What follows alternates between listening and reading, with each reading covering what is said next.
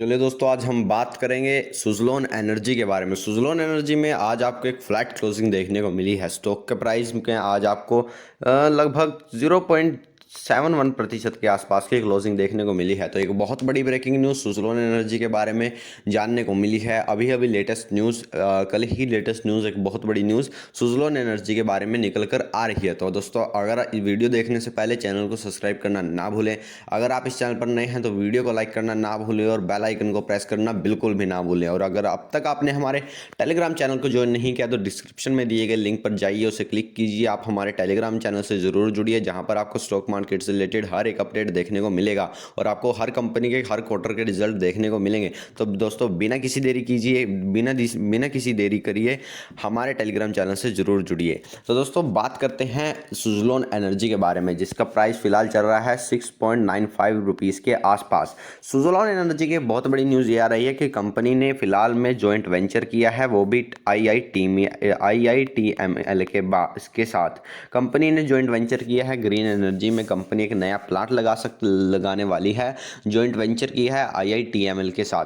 तो दोस्तों, ये बहुत बड़ी न्यूज़ आ रही है। इससे कंपनी का जो कारोबार है, कंपनी के जो सेल्स है, कंपनी का रेवेन्यू है, कंपनी के ऑपरेटिंग प्रॉफिट मार्जिन है, इन सभी में आपको आने वाले क्वार्टर्स में एक बढ़ोतरी देखने को मिलेगी जब ये प्लांट इनका जो ग्रीन एनर्जी का चालू हो जाएगा, जहां जब इनसे इनके ऑपरेशंस चलने लग जाएंगे। तो यहाँ पर आपको एक बहुत बड़ी न्यूज़ आ रही है। जिस तरह से सुज़लोन एनर्जी ने एक टर्न अराउंड स्टोरी क्रिएट की है 2020 में, जिस तरह से कंपनी के 2020 में 27% के आसपास के ऑपरेटिंग प्रॉफिट मार्जिन बने हैं, वहाँ पर हम मुझे ऐसा लगता है कि आने वाले वक्त में कंपनी में आपको एक अच्छी तेज़ी देखने को मिल सकती है। तो आपको देखिए दोस्तों, मैं आपको एक डिस्क्लेमर देना चाहूँगा कि ये कंपनियाँ बहुत ही छोटी कंपनियाँ हैं। इन कंपनीज के जो स्टॉक प्राइस है, इन्हें हम पेनी स्टॉक्स बोलते हैं।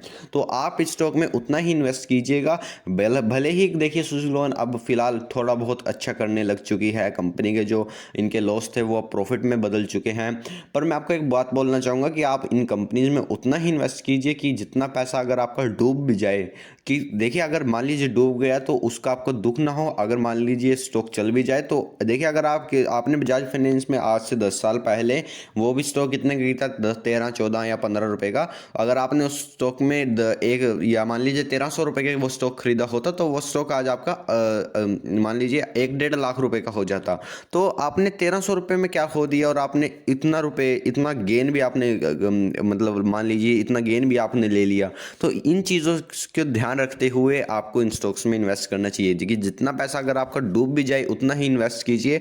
अगर मान लीजिए आपका 100 रुपये इन्वेस्ट किया है, तो मान लीजिए अगर आपका 100 रुपये डूब जाता है तो आपको उसका गम ना हो। तो सुज़लोन एनर्जी के बारे में अगर हम बात करें तो सुज़लोन ने जिस तरह से एक टर्न अराउंड स्टोरी की है, कंपनी ने हाल ही में ही काफ़ी प्लांट अपने लगाए हैं। कंपनी का जो स्टेटमेंट है, कंपनी के एनुअल रिपोर्ट में लिखा आया था कि कंपनी अपने यहाँ से एक बहुत बड़ी ग्रोथ, बहुत अच्छी ग्रोथ देख रही है, क्योंकि जिस तरह से कंपनी अपने पावर प्लांट भी लगा सकती है। सुज़लोन एनर्जी देखिए, जिस तरह से इन्होंने प्लांट लगाए हैं, जिस तरह से इन्होंने अपने ऑपरेशन, जिस तरह से इन्होंने अपने जो सारी ही इनकी कंपनी है उसमें चेंजेस करे हैं। इनके जो एमडी और सीईओ का कहना है कि आने वाले 10 सालों में इनकी एक अच्छी ग्रोथ ये लगा सकते हैं। पर मैं आपको एक बात कहूँगा कि सुज़लोन एनर्जी से अच्छा मुझे फिलहाल टाटा पावर लगता है, क्योंकि टाटा पावर एक दिग्गज कंपनी है। आने वाले वक्त में टाटा पावर में भी आपको एक अच्छी तेज़ी देखने को मिल सकती है। चलिए दोस्तों, अब सुज़लोन एनर्जी की हम इसकी सेल्स की बात करें, ऑपरेशंस की बात करें, तो दोस्तों यहाँ पर आप देख सकते हैं कि 2018 में कंपनी की सेल जो 2570 करोड़ के आसपास थी, वो मार्च 2019 में घट चुकी थी। और जून 2019 में ये स्टॉक की लगातार आप यहाँ पर देख सकते हैं दोस्तों कि लगातार 4 क्वार्टर से इस कंपनी की जो सेल्स हैं वो लगातार डिक्रीज हुई थी, जो 2570 करोड़ रुपए से घटकर 1635 करोड़ तक आ चुकी थी। पर उसके बाद कंपनी में टर्न अराउंड आया, तो यहाँ पर आप देख सकते हैं उससे 2 मार्च 2019 के बाद लगातार 2 क्वार्टर में कंपनी ने ठीक ठाक प्रदर्शन किया। लगातार कंपनी की एक जो लगातार 3 क्वार्टर से कंपनी लगातार 2 क्वार्टर से कंपनी की जो सेल्स हैं वो इंक्रीज कर रही थी। दिसंबर 2019 में कंपनी की जो सेल्स हैं 1773 करोड़ के आसपास आई थी। फिर उस अगले क्वार्टर में कंपनी की जो सेल्स हैं वो बढ़कर 1876 करोड़ के आसपास आसपास निकल कर आई थी, पर उसके बाद फिर कंपनी की जो सेल्स हैं उन्होंने निराश किया अपने निवेशकों को, जहां पर आपको जून में 2020 में इसकी सेल्स आई 1131 करोड़, फिर इसकी जो सेल्स हैं वो बढ़कर आई 1317 करोड़, उसके बाद इसकी सेल्स बढ़कर आई दिसंबर 2020 में लगभग 1440 करोड़। पर एक बात आपको देखने वाली बात है कि कंपनी की जो सेल्स हैं वो एक ही पैटर्न में नहीं है। कंपनी की सेल्स कभी भी अप हो जाती हैं, कभी भी डाउन हो जाती हैं। कंपनी में कोई भी सेल्स का अच्छे तरीके से पैटर्न नहीं बना हुआ है। हाल ही में बात करें तो कंपनी ने अब तक 1484 करोड़ के आसपास की सेल कर चुकी है, और अब देखते हैं कि कंपनी आने वाले 2-3 क्वार्टर में कैसा परफॉर्म करती है। अब अगर हम एक्सपेंसेस की बात करें तो कंपनी के लगातार एक्सपेंसेस कम हुए हैं। 2300 करोड़ से घटकर कंपनी के फिलहाल एक्सपेंसेस 1419 करोड़ के आसपास आ चुके हैं।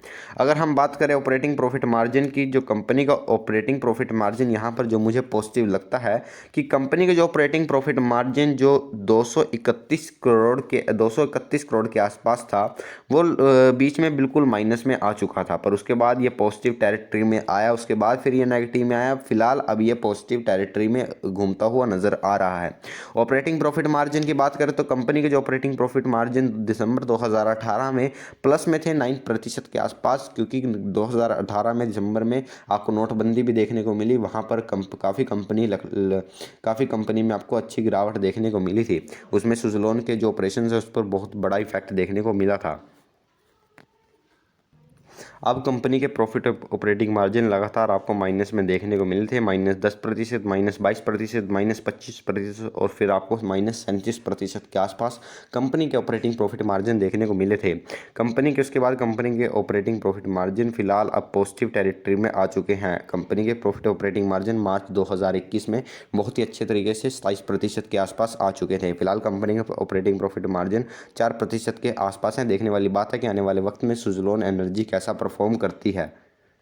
कंपनी ने जो हाल ही में एक जॉइंट वेंचर बनाया है अपना ग्रीन एनर्जी के लिए, उसमें मुझे ऐसा लगता है कि कंपनी एक नए नए अपने प्रोजेक्ट्स बना रही है, कंपनी नए स्टेप्स ले रही है अपने जो इनके बिगड़े हुए हालात हैं उन्हें सुधारने में। तो देखने वाली बात होगी कि आने वाले वक्त में ये कंपनी कैसा परफॉर्म करती है। कंपनी के नेट प्रॉफिट की बात करें तो दिसंबर 18 में कंपनी का जो नेट प्रॉफिट -401 करोड़ का लॉस था, इन्हें 401 करोड़ का लॉस था, वो अब मार्च 2020 में वो अब पॉजिटिव हो चुका था, लगभग 426 करोड़ के आसपास। कंपनी का सिर्फ एक ही ऐसा क्वार्टर गया है जिसमें कंपनी को एक बहुत ही बड़ा प्रॉफिट हुआ है, लगभग 3082 करोड़ के आसपास का। इसीलिए मैं आपको बोलता हूं कि जो एक बेकार कंपनी होती है, अगर उसके मान लीजिए एक अच्छे रिजल्ट आते हैं तो वो रिटेल इन्वेस्टर्स के लिए एक ट्रैप हो सकता है कि वो उस स्टॉक को सिर्फ एक क्वार्टर को देखकर आप उसके किसी भी कंपनी के रिजल्ट को एनालिसिस नहीं कर सकते, किसी कंपनी का एनालिसिस नहीं लगा सकते। आप उसको सालाना साल दर पर देखिए कंपनी में कैसी ग्रोथ आपको देखने को मिली है।